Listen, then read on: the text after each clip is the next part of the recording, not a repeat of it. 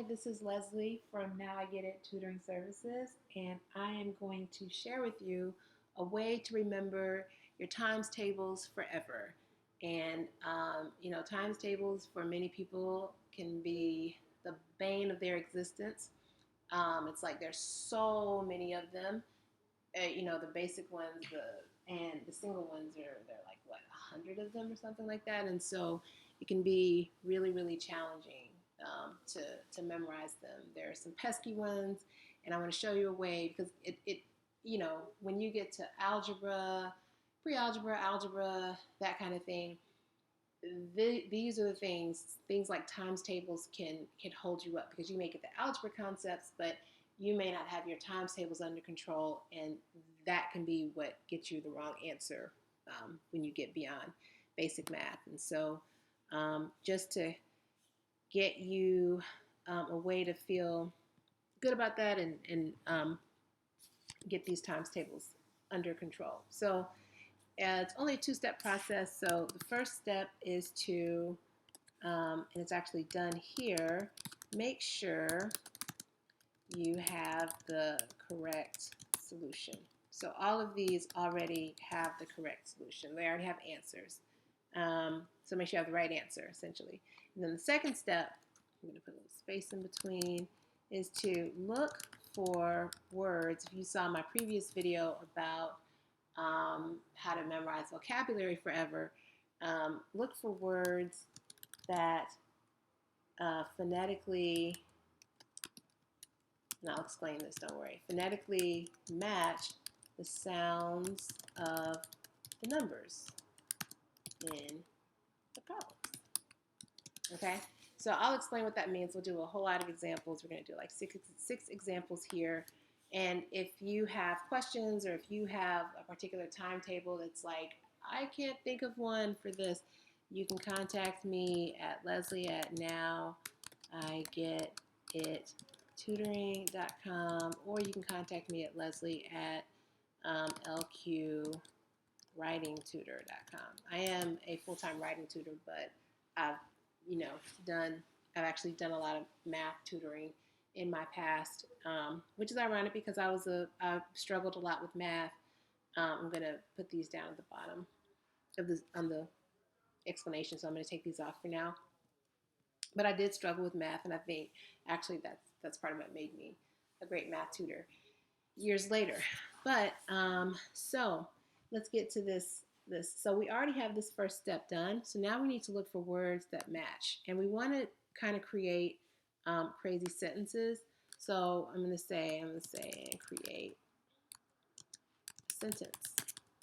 Okay, the crazier the better. So let's see, something like 2. So if you know 2 times 2 equals 4, right? So what word do we have 2 and 2 together? So let's say the tutu, right? The tutu, we don't want to say it was 4. We don't want to say the tutu turned 4. We could do that though. That's actually kind of fun. Tutu turned 4 years old. That's actually very, very cute because tutus are very cute. Or we could say the tutu was on the floor, right? Either one of those, oh yes, and this is very similar to what we did in the previous exercise with the vocabulary. We want to tell a story, right? And then we want to draw a picture. Okay, so, I'm not supposed to give out steps before we do it, or am I? Well, it doesn't matter. And then the last step is to practice, yeah? So, whichever way you want to go, I think this is a very, very cute sentence, and this is also, well, it's not as cute, but whichever way you want to go with it, you can go with it, right? But the story is saying why is a tutu turning 4? What's up with this tutu? What's her name? What's his name? I had to pause on that. But hey, it could be a male tutu. You never know.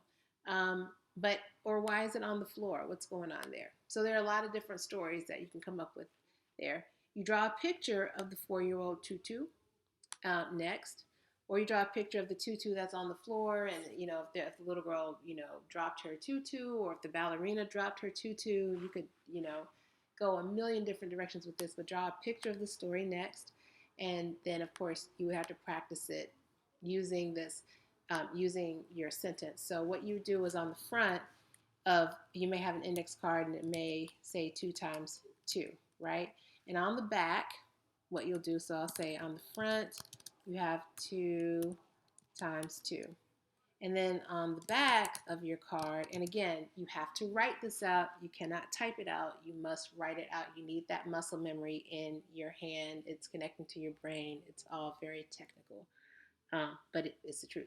Um, on the back, you're going to, you can write out, write out the actual times table. 2 times 2, when you go back and practice, you'll write out the times table as you as you say the sentence, okay? As you say the sentence. So you're saying 2, the 2 was on the floor. Or the 2 turned 4 years old. You see what I did? But this is after you've drawn the picture. This is like when you're going back and practicing it, okay?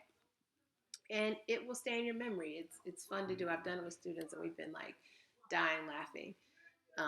So yeah. All right, so the next one, and these are ones that I just picked randomly.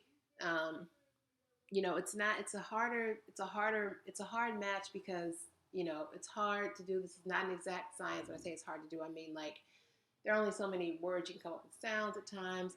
It's okay. It doesn't have to be exact, but it does, it does work in terms of remembering. So, and I think it'll work with every single timetable. You just have to be creative. All right, so 2 times 8 equals 16. So I hear the sound 2 and 8. So 2, 8, that sounds like to me too late, okay? So I'm not trying to get all the way to 16 yet. I'm just getting to 2 and 8. So I'm going to say it was too late. Then I hear 16. I hear sick for the 6. It could be the 16s, or it could be for the 8 sick teens. Ooh, okay. So it was too late for the 8 sick teens. Too late for them to do what, right? Or you could say it was too late for the 6 teens. So you see how it's coming up with a sentence, but really the story matters a lot here. The drawing it out, seeing it in your head, seeing the story, drawn by you on paper. It really does help lock all of this into your brain. People remember stories. This is why I believe in story-based learning as much as possible. So I'm a huge believer in story-based learning as much as possible. If you can make a story out of something, you will remember it. So humans are just wired for stories. So that's why I try to instead of making these like isolated facts that really don't mean anything to people, if you can make a story out of it, you're building something coherent out of the chaos, and that coherence helps you remember it because it's meaningful to you at that point. Even if, well, actually, I was going to say even if it's just till the test, but actually, it stays meaningful to you forever. But after a while, the story can fall away, but you won't forget that 2 times 8 equals 16.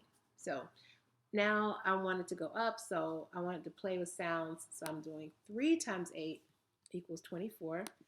So I don't know why that just changed to 2, but I'm not worried about that, why this became a 2, but just formatting. So let's see, 3 and 8, 24. So 3, 8. So I'm trying to see 3, 8. Okay, so we could say, I'm trying to think of a name that sounds like Fee. Ooh, what about Theo 8 from 2 until 4? I like that. Or you could actually say Thea 8 from 2 until 4. Another possibility, you could say 3, but you'd have to fill in 3 blank 8 from 2. You could say until 4, or you could say 8 till 4, whatever, right? So 3 blank ate from 2 until 4, right? And again, why are they taking so long to eat? Who are Theo and Thea? Who are these people? What did they eat? Answer these questions for yourself. So it's good to have somebody do this with you, but if you're doing it yourself, then that's fine too. But push yourself a little bit. The more you put into this, the more you're going to get out of it. All right, next up, we have 4 times 8. So let's see, 4, 8, 4, 8. So I think floor, and I think 8 again. Okay, it's like 8, 8 something. So I'm gonna say the floor 8, 32, 3, 2. So I'm gonna say 3, 2. So I'm just gonna say 3 tutus. That's a ridiculous sentence, but we have those sounds working for us. And then it's like, well, why did the floor eat the tutus? Why did that happen?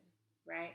So yeah, that's what I came up with for that one. The floor ate 3 tutus. Just come up with a story for it, draw a picture for it. Yeah? Okay. Another example, 7, 9, 6, 3. So 7, 9. So whenever I see 7, I go with Stephen, because Stephen has a, why did it do it in orange? I don't know, but let's just leave it. It pops, whatever. So Stephen 7, 9. Notice there's just without the T, the word is 7, so that's helpful. So Stephen 9. So we could say Steve and I, right? Or we could say, we can make up a silly name, Stephen 9, Stephen 9, Stephen 9. I like that. 7 times 9, Stephen 9. We could say was 6'3". Give a height. Or Stephen and I, or Stephen and I, I could say sticks, because I'm thinking 6, 6, 3. I'm gonna say Stephen and I together, we could say weigh 63 pounds. Like it could be that. I like this one better just because the word Stephen 9 as a name is kind of funny. So Stephen 9, Stephen 9, whatever, I think is kind of funny. So tell me all about Stephen 9. I don't know if Stephen 9 is a boy or a girl. I don't know if it's an animal. Well, no, it wouldn't be a 6'3" animal. But let's just tell me about Stephen 9. So that would be the story there. Tell her story or his story, whatever. All right, last one. I'm gonna go with Stephen again, but you can pronounce it Stephen if you want to. So Stephen, look, 7, 8. Stephen 8, right? When I say 6, whenever I see 6, I always think sticks. Whenever I see 7, I think Stephen. Whenever I think 8, I think of 8 something. So I'm gonna say Stephen 8, 50 sticks. Boom. So you see how